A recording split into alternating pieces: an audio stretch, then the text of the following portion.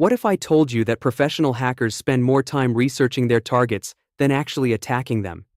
And what if I told you that the most devastating breaches in history started not with sophisticated exploits, but with patient, methodical information gathering that took weeks or even months?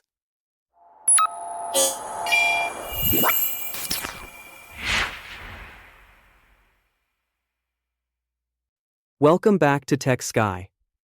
Today we're launching our Web Pentester series, a complete journey through professional web application penetration testing. This is episode 1, and we're starting exactly where real penetration testers start: reconnaissance. But before we begin, I need to make something absolutely clear. Everything demonstrated in this video is strictly for educational purposes only. The knowledge you are about to gain comes with significant responsibility.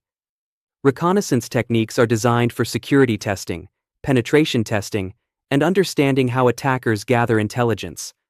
However, using these techniques on systems you don't own, without explicit written authorization, or to facilitate illegal activities, is not only unethical, but illegal in many jurisdictions. Use this knowledge to protect your systems and understand reconnaissance methods, never to harm others. Reconnaissance is the systematic process of gathering information about a target before attempting any attacks. Think of it like a burglar studying a building for weeks before attempting entry. Where are the doors? Which ones are locked? What security systems are installed? The attacker who knows the most wins. Now here's where it gets interesting. Reconnaissance splits into two completely different categories: passive reconnaissance and active reconnaissance. Let's understand passive first. It involves zero direct contact with the target's servers. You're collecting data from public sources like DNS databases, search engines, and archived websites. The target cannot see you doing this. Their security team has no logs of your activity. You're completely invisible because you never touched their infrastructure. And it's completely legal on any public domain because you're accessing information that's already publicly available. On the other hand, active reconnaissance is completely different. Now you're making direct contact with the target's servers. You're sending packets, probing ports, and scanning for vulnerabilities. Every action generates logs on their systems. Their security team can see your source address. And without authorization, it's illegal. Professional penetration testers never touch a client's systems without a signed rules of engagement document that explicitly authorizes the testing. Now let's see exactly how this works in practice. Open your terminal. Before we start, let's make sure our system is updated. Type sudo apt update. This refreshes our package lists and checks for the latest software information. Now type sudo apt upgrade. This ensures our system has the latest security patches and tools. Now let's begin reconnaissance. Type whoistesla.com. The registrar is Mark Monitor, used exclusively by Fortune 500 companies. Domain created in 1992, one of the oldest on the internet. 6 status locks enabled for maximum protection. Name servers are Akamai and Ultra DNS. From this single query, we know we're dealing with enterprise-grade infrastructure. Now type digtesla.com a. 10 IP addresses returned, all Akamai CDN addresses. Tesla hides their real servers behind the CDN layer. Direct scanning would only reach the CDN, not their actual infrastructure. Run the same command, but query the NS records.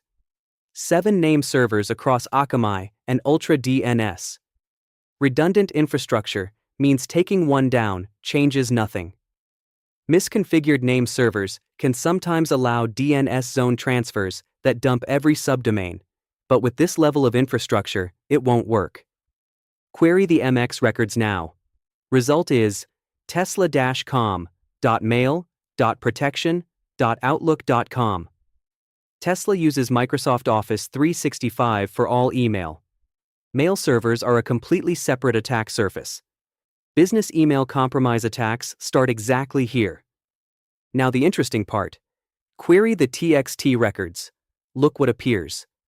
Microsoft Verification, Adobe Sign, TeamViewer Remote Access, Atlassian for Project Management, Docker Containers, Cloudflare, BugCrowd bug bounty program, Zapier automation, Jamf for Apple device management, plus an SPF record listing every authorized mail-sending IP address. One single DNS query just revealed Tesla's entire internal software stack. Zero contact with their servers.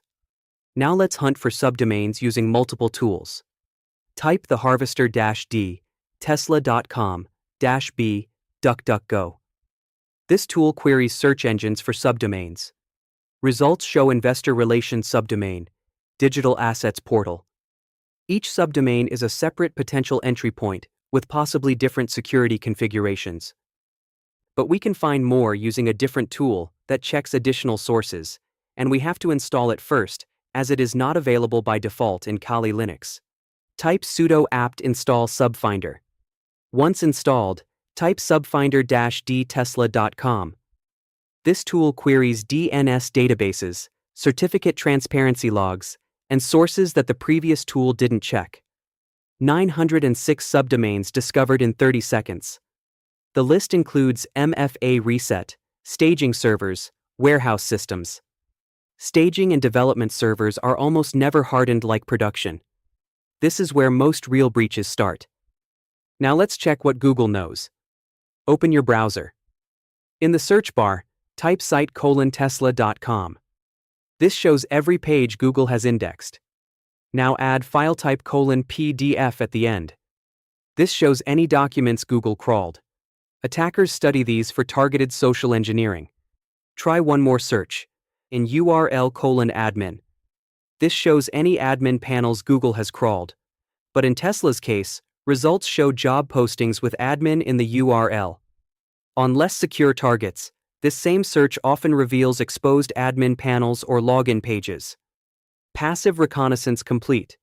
Tesla's security team has no idea we were looking. We never sent a single packet to their servers. Now, active reconnaissance begins. We're switching to our Metasploitable 2 machine, a deliberately vulnerable system we own and control, built specifically for security training. You can watch the setup video through the info card. Type ifconfig. You can see the IP address assigned to this machine. We'll use this as our target throughout the active reconnaissance phase. Now switch back to your Kali Linux machine. Type ping followed by that address. Replies coming back instantly. Response time under 10 milliseconds. Now let's see what ports are open. Type nmap-pn and then the target address. The full port list appears. We now know every open door on this target. Let me run a faster scan first. Type nmap-f against the same target. This scans the most common ports. Completes in seconds. Now let's identify exactly what services are running. Type nmap-sv against the target. Look at what appears. Port 21 shows VSFTPD, version 2.3.4, with a famous backdoor vulnerability. OpenSSH from 2008, extremely outdated. Telnet sending everything in plain text. Apache from 2008, with dozens of known exploits. MySQL exposed directly to the network, which is a critical finding. PostgreSQL also exposed. VNC remote desktop with an ancient version. Apache Tomcat exposed. Every single version number is searchable on exploit-db.com. Let's run automated vulnerability checks now. Type nmap-sv-sc against the same machine. Watch what the scripts discover. Anonymous FTP login allowed without credentials. SSLv2 supported, which was deprecated in 2011 because it's cryptographically broken. A bind shell listening on port 1524, giving instant root access to anyone who connects. Samba, with message signing disabled and guest account enabled. Both are dangerous defaults. These scripts automatically found critical misconfigurations on every service. Now let's fingerprint the web application.